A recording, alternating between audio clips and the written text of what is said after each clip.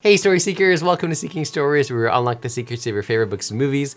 We are on a journey where we're breaking down every single chapter of the Fellowship of the Ring and just chatting about it for 5 to 10 minutes to talk about some of the interesting or in-depth tidbits about the story. So when we last talked, we talked about Samwise Gamgee's sense of duty in the story. And I think that aspect of Sam's character and his character, the fact that he's growing, it really comes to maybe not the forefront, but to a key moment in this story when the hobbits cross Brandywine River. Sam was the only member of the party who had not been over the river before. He had a strange feeling as the slow, gurgling stream slipped by. His old life lay behind in the mists. Dark adventure lay in the front. And I love that. I love Tolkien's prose there. I could gush about his prose all day, but I'm not going to because maybe you don't like the prose and there are other deeper thematic things to talk about here.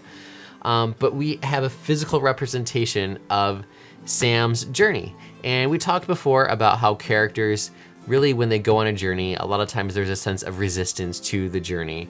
The characters are shoved along in something that they may not want to go on. We talked about Frodo, how he had a sense of, longing to remain in the Shire, but he never really kind of doubted that his journey was to go on this adventure. Whereas Sam, I think he was more or less shoved along on it in a way. I think it's a twofold thing. He wanted to go because he wanted to serve and protect his master Frodo, but Gandalf kind of also made him go as well. So there's that aspect. But here we actually have a physical representation of Sam's journey. Like all the other hobbits had been as far as Buckland. Those are kind of the more wild hobbits, the Brandy Bucks, and the Tooks, so to speak. But Sam is your down-to-earth hobbit. He's not an exotic hobbit. Even the exotic hobbits are not exotic, but Sam is the furthest thing from an exotic hobbit you can possibly imagine.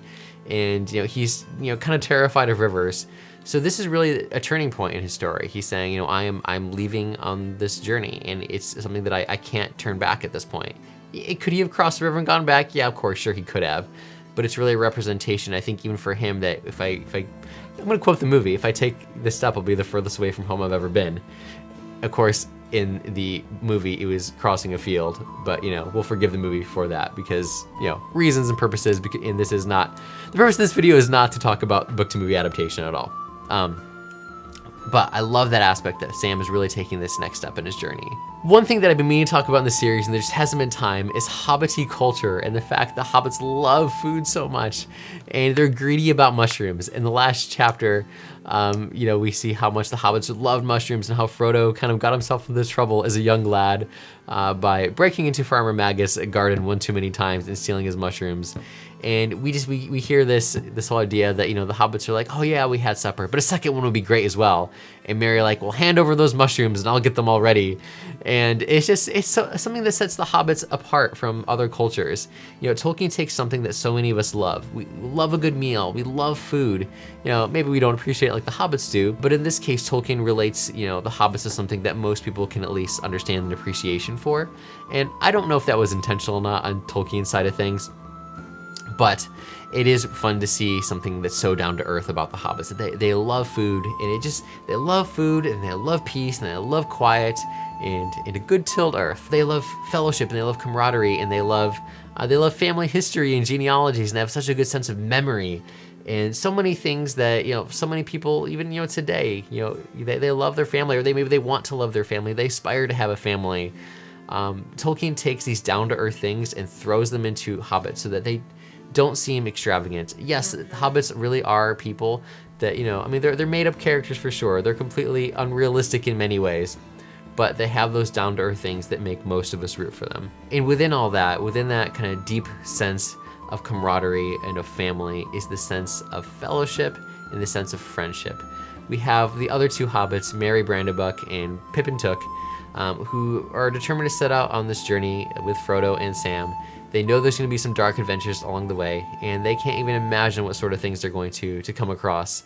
But they know it's their duty as their friend to go and protect Frodo and be with them as much as they can on this journey. And we'll see that play out time and again as we read through the rest of this book. So I just want to leave you with that there. We've talked about themes so much over the last few videos, and I really want to know at this point, besides all the walking and all the stopping for meals and the random misses by Black Riders, what are your thoughts on the various themes? I know there's some themes I haven't talked about yet and some that even haven't come up yet. but I want to know which ones you think are the most powerful so far, and what your thoughts are about hobbits as a whole, especially if you've never read the book before. Do you like them? Do you not like them? Do you buy into them as a culture, and these 4 hobbits in particular? So drop a comment below, and I'll look forward to seeing you in the next video on the chapter, The Old Forest.